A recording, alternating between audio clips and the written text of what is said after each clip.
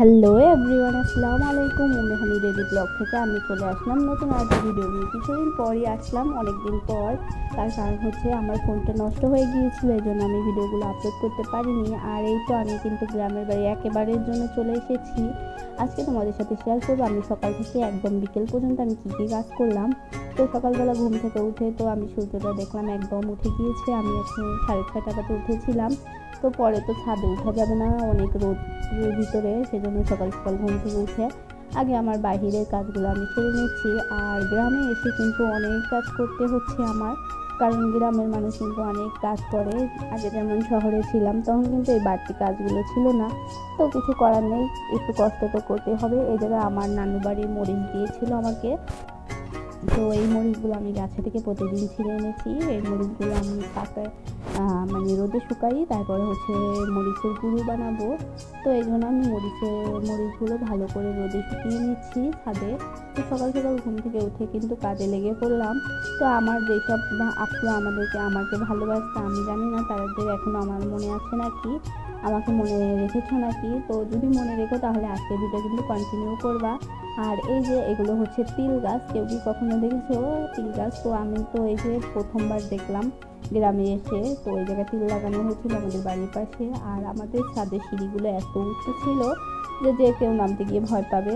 তারপরে কাজ হচ্ছে আমার, প্রতিদিন সকালে উঠে আমি আগে থাকতে গাছে পানি দিই, তারপরে হচ্ছে আমার বাকি কাজগুলো করি। তো এদিকে আমার অনেকগুলো গাছ হয়ে গিয়েছে, যেমন লাউ, মিষ্টি কুমড়ো, ধনিয়া পাতা, তারপরে হচ্ছে ধুন্দুল গাছ, পেঁপে গাছ, পুঁই শাক। এক এক করে তোমরা ভিডিওতে কিন্তু সব দেখতে পারবে। তো আমার ভিডিও যদি তোমাদের কারো ভালো লেগে থাকে তাহলে আমার ভিডিওটায় একটা লাইক দিয়ে শুরু করবা। আর যারা এই পর্যন্ত ভালোবাসা দিয়ে আসছে তাদেরকে তো অসংখ্য ধন্যবাদ। আর যারা আমার চ্যানেলে আজকে প্রথম দেখছো তারা আমার চ্যানেলটাকে সাবস্ক্রাইব করে দিবা। গাছ কিন্তু আমার অনেক ভালো লাগে, কারণ গাছ প্রেমীরা যারা আছে, গাছ লাগায়, তাদের কাছে কিন্তু একটা গাছ যদি বেড়ে ওঠা দেখে তাহলে অনেক ভালো লাগে। আমার কাছেও তো সেরকমই। এই যে এই গাছগুলাও কিন্তু আমি দানা লাগিয়েছিলাম, মাশাআল্লাহ এত বড় হয়ে গিয়েছে। এগুলো হচ্ছে মিষ্টি কুমড়া আর এটা হচ্ছে ডাঁটা।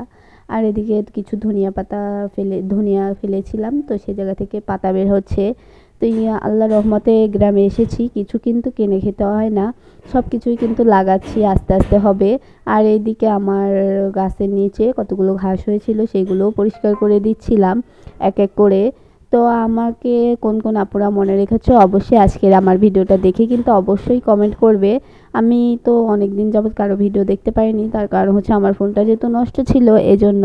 তো আজকে আবার নতুন করে ভিডিও দিলাম। আমার ভিডিওতে যদি কোনো রকম কথাবার্তায় ভুল ত্রুটি হয় তাহলে সবাই কিন্তু আমাকে ক্ষমা সুন্দর দৃষ্টিতে দেখবে। আর আমার ভিডিওর পাশাপাশি নয়েজ শুনতে পারলে সবাই একটু ইগনোর করো, কারণ বাড়ির কাজ চলছে এখনও, তো এই জন্য কিন্তু একটু নয়েজ শুনতে পারবা। আর এদিকে কিছু কলা গাছ লাগিয়েছিলাম, তো কলা গাছগুলোও কিন্তু দেখছি পাতা একদম শুকিয়ে গিয়েছে, এই জন্য পাতাগুলো পরিষ্কার করে দিচ্ছিলাম।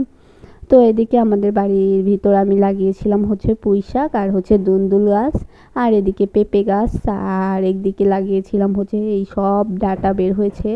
এত ডাঁটা হলে আমি একলা মানুষ কিভাবে খাবো সেই চিন্তাই করছি। অনেক ডাঁটাগুলো বের হয়েছে। আর এগুলো হচ্ছে ধনিয়া পাতা। তো আমার বাড়ির একদিন হোম ট্যুরটা আরেকদিন দেব। আজকে আমি কিছু কিছু ভিডিও করেছিলাম, তো সেইগুলোই তোমাদের সাথে শেয়ার করলাম।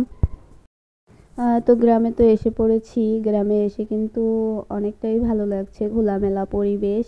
আগে যেহেতু ঢাকায় ছিলাম তো সেই জায়গায় কিন্তু এরকম খোলামেলা পরিবেশ পাইনি, তো এদিকে অনেক ভালো লাগছে। তো ইনশাল্লাহ আজকে থেকে আমি তোমাদের সাথে প্রতিদিন ভিডিও শেয়ার করব, যখন সময় পাবো তোমাদের সাথে ভিডিও শেয়ার করব। আর তোমাদের আমার ভালোবাসার আপুদের ভিডিওগুলোও কিন্তু আমি কন্টিনিউ দেখবো। তো আজকে আমার ভিডিওটা কিন্তু সবাই দেখে কমেন্ট করবা। আর এই তো এটা হচ্ছে আমার রান্নাঘর। তো আমার রান্নাঘরটা এখনও গুছানো হয়নি, যেটুকু পরিপাটি ছিল আমি তোমাদের সাথে শেয়ার করলাম। এদিকে সকালের নাস্তাটা এখন ভেজে নেব, বাহিরের কাজ শেষ করে আসলাম, এখন পরোটাগুলো বানিয়ে নিয়েছিলাম। তো অফ ক্যামেরায় আমি বানিয়ে নিয়েছিলাম, এখন ভেজে নিচ্ছি। আমি আবার রুটি খেতে পারি না পরোটা ছাড়া, তো এই জন্য পরোটা কিন্তু ভেজে নিচ্ছি। আর পরে দুপুরে রান্না করব। আগে সকালের নাস্তাটা বানিয়ে নিলাম। যেমন আগে ঘুম থেকে উঠে ঢাকায় থাকতে আমাদের কিন্তু এইসব কাজ করতে হতো না, গাছে পানি দেওয়া এইসব কাজ কিন্তু আমার করা লাগতো না। তো এখন কিন্তু অনেকটাই কাজের প্রেশার পড়ে গিয়েছে। তো কাজের প্রেশার পড়লেও সারাদিন কিন্তু ব্যস্ততার মধ্যেই কেটে যায়। ঢাকায় থাকতে যেরকম আমরা ফোনের প্রতি একটা আসক্ত ছিলাম, তো সেই জিনিসটা কিন্তু অনেকটাই কেটে গিয়েছে আমার। এখন তো কাজ করতে করতে কীভাবে যে দিন কেটে যায় বুঝতে পারি না। আর আমার একটা স্বপ্ন আছে যে আমি একটা মুরগির ফার্ম দেব। তো ইনশাল্লাহ খুব শীঘ্রই আমি চেষ্টা করছি যে আমি যাতে অনেক মুরগি পুষবো। এতে দেখি যে ফোনে ছোট ছোট উদ্যোক্তা নারীরা যে মুরগির ফার্ম দিয়ে কত ভালো ভালো ব্যবসায়ী বা উদ্যোক্তা হয়ে যাচ্ছে। তো আমারও স্বপ্ন আছে ছোট্ট একটা উদ্যোক্তা হওয়ার। তো এই জন্য এদিকে রুটিগুলো ভেজে এখন আমি রান্নাঘরটা ক্লিন করে নিয়েছিলাম। আর এই তো আমার পুরো রুম মানে রুমটা আমি দেখালাম, এটা হচ্ছে ডাইনিং। আর দুপুরের জন্য আমি হচ্ছে ছোটো মাছ রান্না করেছিলাম, ভিজিয়েছিলাম। আর হচ্ছে গরুর কলিজা ছিল, তো ওইটা রান্না করেছিলাম মেয়ের জন্য।